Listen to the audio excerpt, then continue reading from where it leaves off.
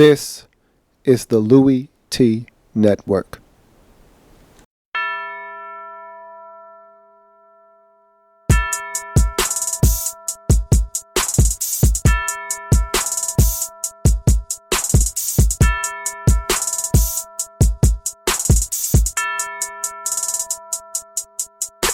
See, first come the preseason, and I don't take a day off. And then my team was 6-10, and we ain't smell the playoffs. Yeah, I seen the Super Bowl, but I heard they just play balls. A lot of teams had injuries.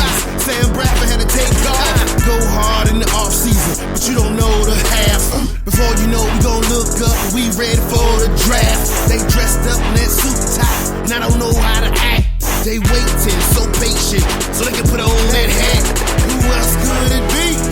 But your man Luke. Okay, so when she asks you where you at, you tell her you in the lab room. Who else could it be? Who?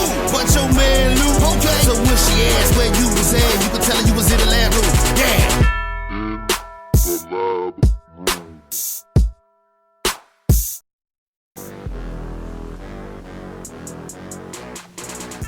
Who else could it be? Me, your me. Louie Tee, welcome. You are in the lab room. Of course, I'm your host, Lou. Thank you for joining me. Week number 13 in the National Football League picks coming straight at you. But first, as always, got some house cleaning to do. I got the broom. You grab the dustpan. Let's go to work. Week 12 picks. I think I already told you this. Not sure if I did, but if I didn't, hope your Thanksgiving was as great as mine. Happy Thanksgiving to you and yours. And I hope that you were able to enjoy all of the F's. Food, family, friends, and of course, faith and football. And let's talk about those Week 12 picks, shall we? Thanksgiving was not kind to most of us. We all expected Detroit to win. I think just about everybody got that one right. I think we all felt good about Carolina. Some of you veered off the path and tried to be special and pick the Cowboys. Okay, I get it. But everybody took that nasty L on the nightcap on that Green Bay Chicago game. And I actually had a couple of you who chimed in with a soul survivor pick of the Packers, and they got you. So I always tell people, and I've been doing this for years, stay away from family business if at all possible when you're picking a soul survivor. Family business is unpredictable. Leave it alone. It doesn't matter what the records are. It doesn't matter what history says this team does at that venue. It doesn't matter. Okay, it's family business for a reason. Leave it alone. And so some guys had to pay. But let's jump into these numbers though, because it wasn't the week I was looking for. Okay, I was looking for 13-3. I was looking for 12-4. Hell, I would have took 11-5. I was prepared to take 11-5, and the Browns they lose on a kick six to end the game, or walk-off kick six, which was an amazing finish. And it was actually a bad game, but it was really entertaining. Okay, I mean, it was as entertaining as you could get from a Ravens team that came into the game with 3 wins and a Browns team that came into the game with 2 wins, and we're in week 12. So it was a really fascinating football, especially the finish. So if you didn't watch, you missed out on a really epic finish. But I took an L there because the Browns couldn't find a way to finish off the Ravens. And so I'll tell you what my record ended up being. But let's jump into Money Miz. He came back to the table. He was here earlier in the year, and he came back and said, man, I had schoolwork and everything, but everything's starting to settle down and I'm back. And he thought he was going to come back and just jump back in like nothing ever happened, like he never left. And he had to take a 7-9 for his troubles. So he's vowed to be better this week. 7-9, 16 games. No way you should be sub 500 with 16 games. Not with 16 to choose from. You got to find a way to get over 500. He wasn't able to do that in week 12. So week 12 was rough. He's pissed though. He already said, I'm going to do better this week. He sent me all of his picks. He was ready to go. Hopefully he'll be a lot better in week 13. He can't be any worse. You can't be worse than 7-9. So I expect Money Miz to come back firing on all cylinders. Let's see what he does in week 13. Carmen Rana, 8-8. Okay, so 500 week, not good at all. Okay, but better than sub 500. Okay, at least you made it to the Mendoza line. at 500 at 8-8. Green Bay was the sole survivor pick there. Ouch. Okay. Again, gotta stay away from the family business if at all possible. So Carmen Rana, 8-8, looking to see what you do for a rebound in week number 13. Insane Juggernaut. Remember, Insane Juggernaut was starting to get hot. And I challenged Insane Juggernaut to go get double digits. Go get it. We got all 16 games on the slate. Go get double digits. He said, I'm gonna go get double digits. He fell short of double digits. 8-8 for Insane Juggernaut. He was not happy with his picks, and he vowed to come back stronger than ever in week 13. A lot of people promising some things. We're gonna see if they hold up their end of the bargain. But 8-8 for Insane Juggernaut. He took Arizona as his sole survivor, and they barely came through. That's why I don't mess with family business. 19-13 over the 49ers in a very close nip and tuck ball game, but he got it done. 8-8 for Insane Juggernaut after going big time the last couple of weeks, playing some really good ball and making some great picks. Insane Juggernaut took a huge step backwards. Let's see if he's able to go back forwards and go and get double-digit victories. JTWWE, another person not satisfied with their picks.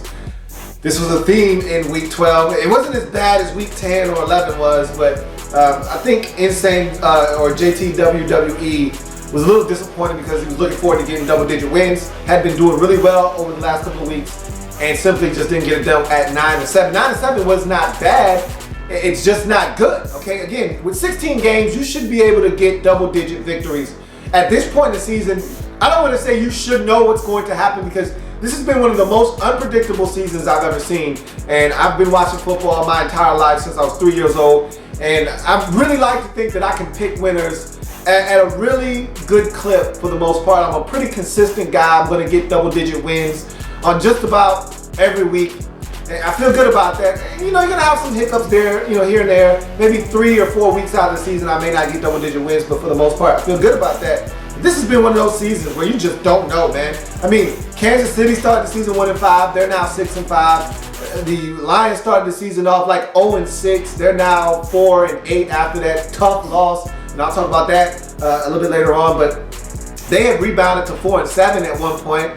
You look at teams that have started this season, like the Bears, who were 0-3, and you thought they were a train wreck. They're now 5-6 and look to be trying to make a run at the postseason. You got teams all over the place that have just battled back this season. You think you know, you have no idea.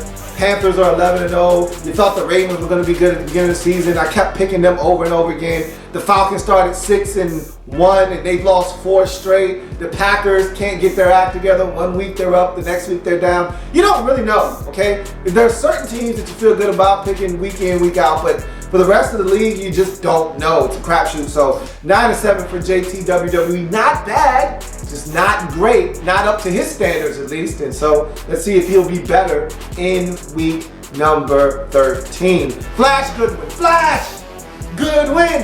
Flash Goodwin actually hit me up about, let's call it 4:45 on Sunday afternoon and said, damn, I got the same thing you got moving forward, and we both got 4 losses already, so we can't finish any better than one another. So at the end of the first wave of games at 1 o'clock on Sunday, I want to say I was 8-4 at the time, or maybe it was 7-4, something like that.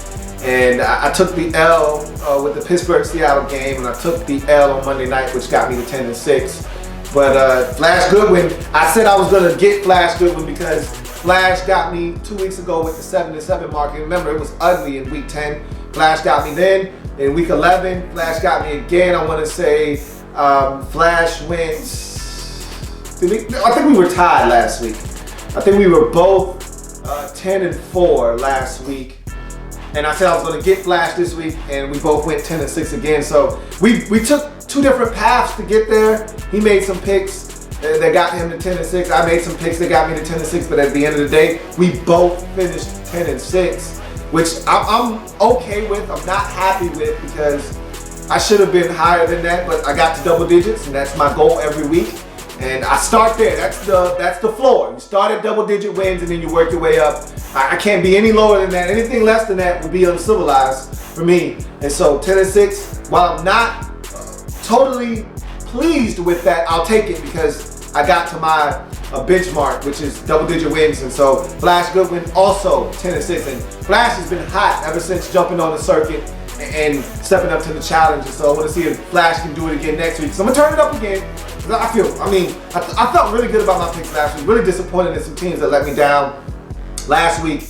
I feel so much better about my picks this week. If I felt good last week, I don't know what the hell this is then, because I feel even better about my picks this week. So Eduardo O'Neal, okay, 11-5. I looked at Eduardo's sheet and I'm expecting Eduardo to fall in line behind me somewhere, and this guy went out and got 11-5. So he finished better than me. So Eduardo, and he's been hot of late. I've talked about Eduardo O'Neal and how he's been coming on of late. And here's another example of that. I got to get him next week because I think he's already lit me down a couple of times this season, and I'm not a fan of it, okay?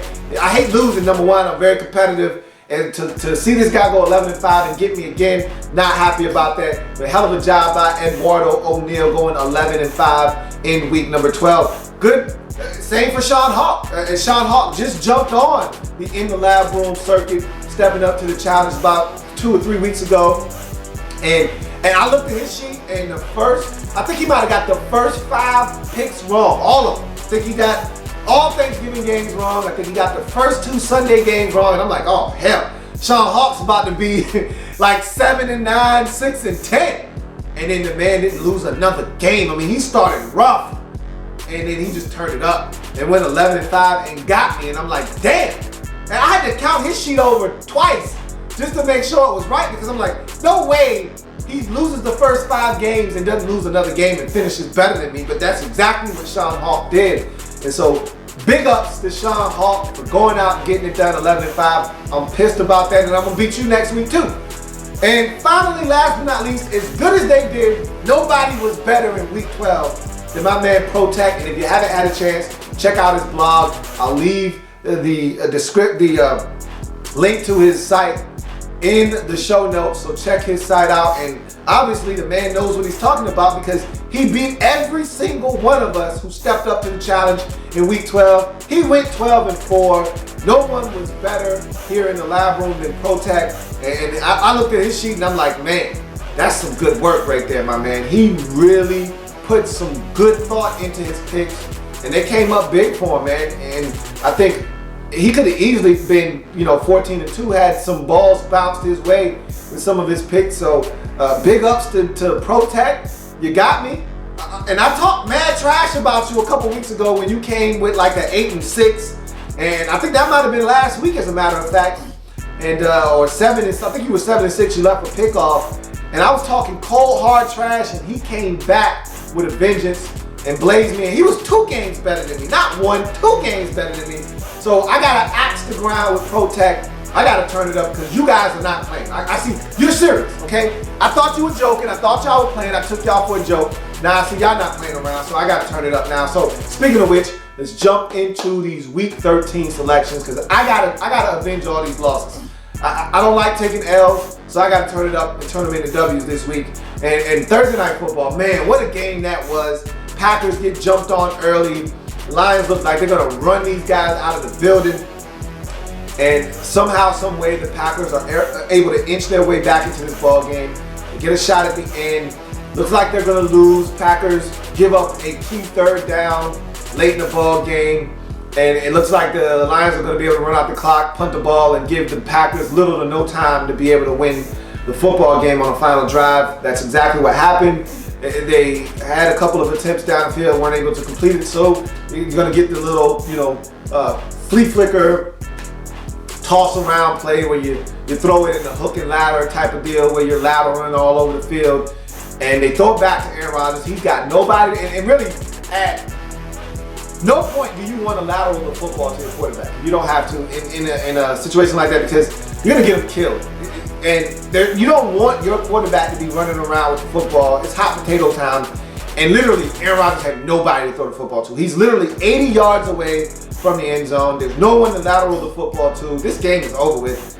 And the guy that has been so good all night long, Devin Taylor, sticks his hand out there and face mask, and it's a controversial call. He literally got a pinky on the face mask, didn't grasp it and tug it. It wasn't an egregious face mask, but it was a face mask. I mean, if you want to get technical about it, yeah, it was a face mask, but you don't want to make that call if you're an official. If he would have seen how little was done there, okay? But with the egregious head turn by Aaron Rodgers, his helmet sliding all the way up to his nose, and his helmet wasn't on tight enough. It never is. It looked really bad, so it was easy to throw the flag there. Carl Sheffers did that and gave them an untimed down. He didn't think they were going to complete the pass, but they did. Aaron Rodgers rolls out, launches it about 60 yards in the air, and literally another 20 in the air in terms of height. And lo and behold, Richard Rodgers runs down unmolested. Nobody touches him. He goes down, goes up for the football. We used to call that mossing back in the day. And grabs the football and gives the Packers the improbable win. They literally did not leave for a second of that game. Technically, untimed down means the game was over with, time had expired. They did not leave for a second of the game, but still won. That's a trivia question. They can go ahead and store that away, and they can have that one courtesy of me.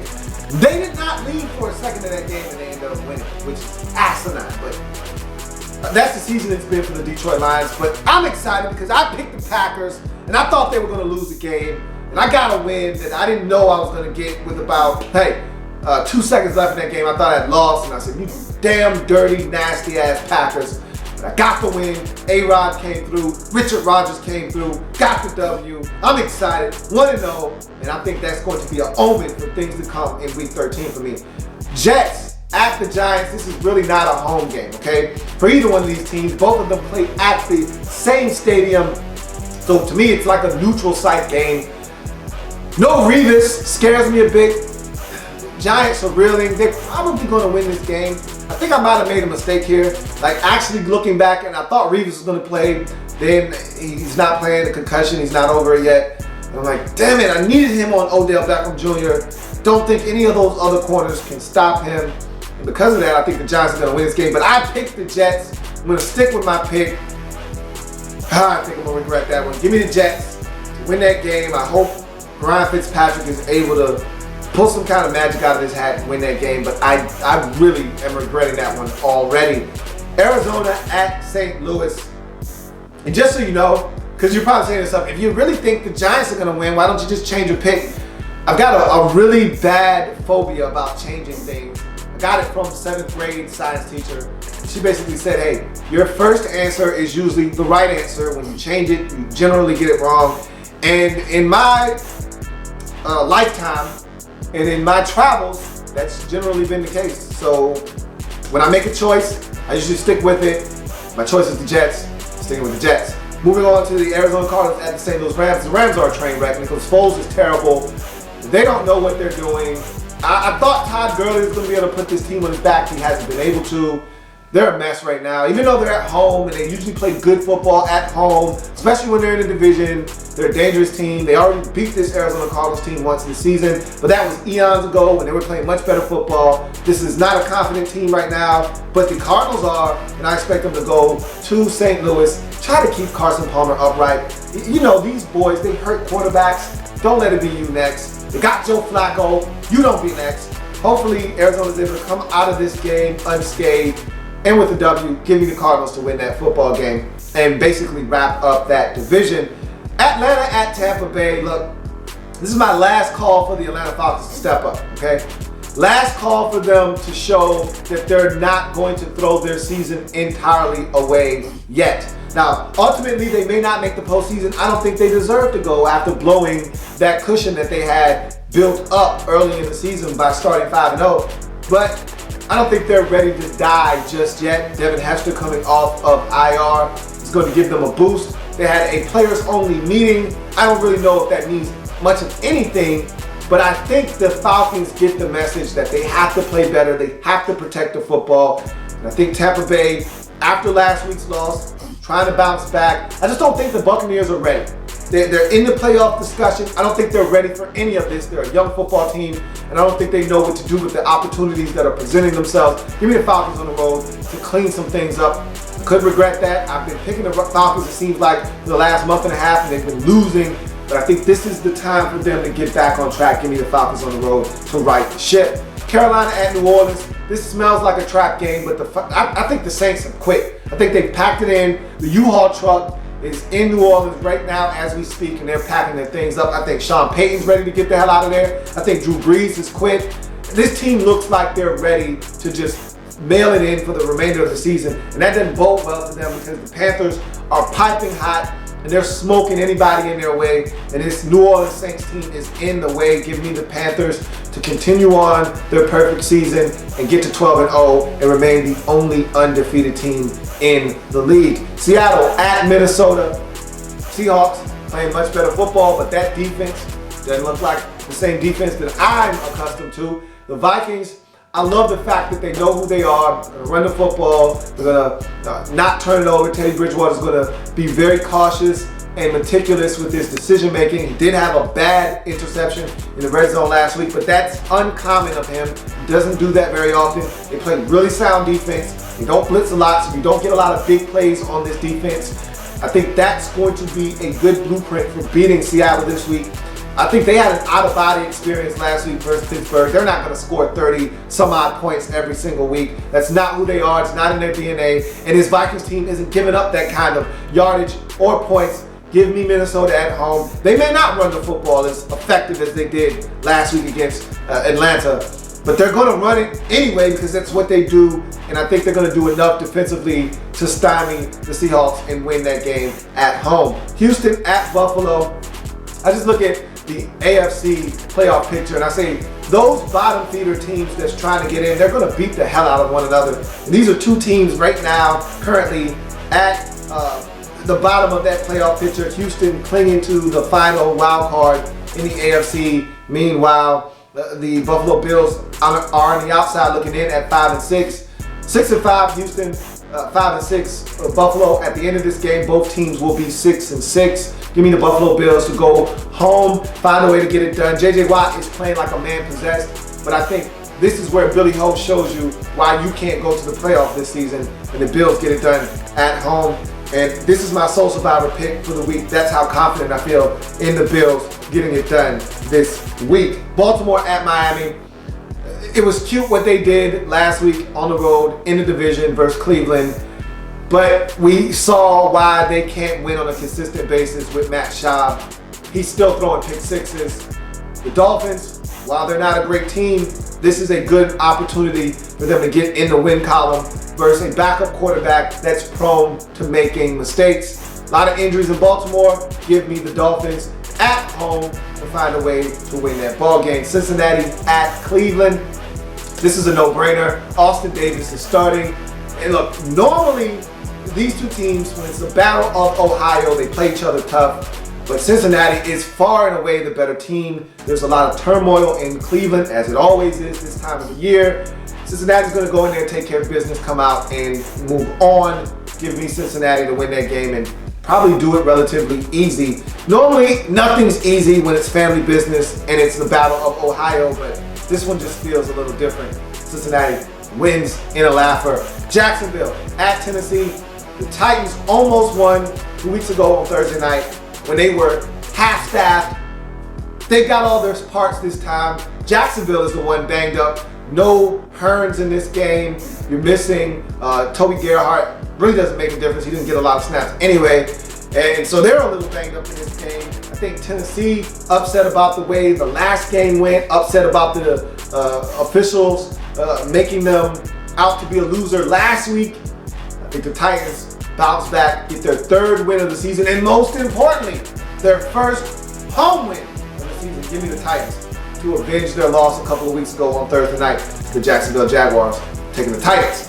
San Francisco 49ers at the Bears.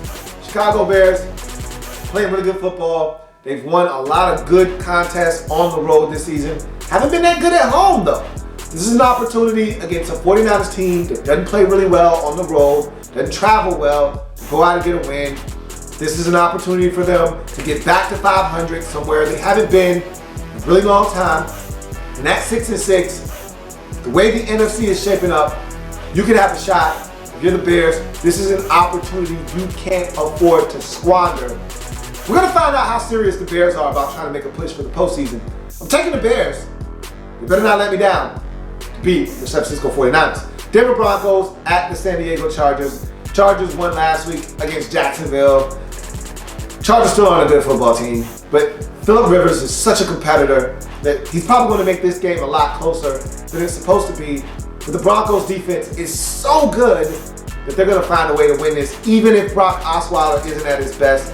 But nothing leads you to believe that he won't be. He's been really good the last 2 weeks in his first 2 starts of his NFL career. Why not make it 3-0 for Brock Osweiler, as I expect them to take the San Diego Chargers down in San Diego. San Diego Superchargers are going to take an L at the expense of the Denver Broncos. Kansas City Chiefs taking on the Oakland Raiders. Really good game. I think this is a really big test for both teams. And to me, it's an elimination game of sorts. Not necessarily for Kansas City. They can afford to drop one, not really. But if they do, it's not the end of the world. For the Raiders, however, they lose and drop to 5-7. They're all but done in the AFC wildcard race. So this is a game that is of the utmost importance for them. But I've been riding that Kansas City train with Captain Checkdown, Alex Smith. He's not Captain Checkdown as much these days. He's letting it rip to Jeremy Maclin down the field, to Travis Kelce down the field. At the end of the day, the Chiefs are the better football team. They're battle tested. They've been here before. Raiders haven't. And because of that, Chiefs are going to go into Oakland and avenge the loss they had right around the same time last year. Remember Thursday night, Raiders were like 0-10, and they were able to beat the Kansas City Chiefs and sent their season really into a spiraling downward abyss where they missed the postseason. I think the Chiefs learned from that last season, going to be a better team because of it, and we're going to beat the Oakland Raiders in week 13. Philadelphia Eagles at the New England Patriots. No Gronk in this game. I think they might get Amendola back. At this point, I don't think it really matters. The Patriots are pissed. They let one slip through their fingers. The Eagles are getting Sam Bradford back. Maybe that makes a big difference, maybe not. If the Eagles want to have a fighting chance, a puncher's chance in the NFC East, they gotta win this game. Tough environment. When's the last time the Patriots lost in Foxborough? When they actually tried to win? I can't tell you. So, good luck to the Eagles. I'm not with you on this one. Give me the Patriots to come back and rectify their loss from a week ago and maintain a perfect home record this season. Indianapolis Colts at the Pittsburgh Steelers. I expect Ben Roethlisberger to suit up and play well. I expect the Colts to find their nice little warm winning streak come to a screeching halt in this game. I think the Steelers are, and I've talked about them being one of those teams you don't want to play in the AFC. They can just find a way to stay healthy. They can score points in boatloads. I don't know if the Colts offensively are where they need to be to keep pace with the type of points that the Steelers can put up on the scoreboard. Give me the Steelers in a high-scoring contest. Monday Night Football, Dallas Cowboys at the Washington Redskins. Of course, you're going to have to come to my Redskins report for that. And so, that's going to do it for my Week 13 picks. If it happens in the National Football League, whether big or small, we cover it all here in the lab room. Come back and join me as I continue to break down anything and nothing. National Football League. See you soon. There's plenty more where that came from. While you're here, subscribe to the channel. If you want more Louie Tee, be sure to follow me on Twitter at @InTheLabRoom, or you can like the Facebook page at In the Lab Room. That's In the Lab Room on Facebook and at In the Lab Room on Twitter. Don't forget, subscribe to the channel if you haven't already done so.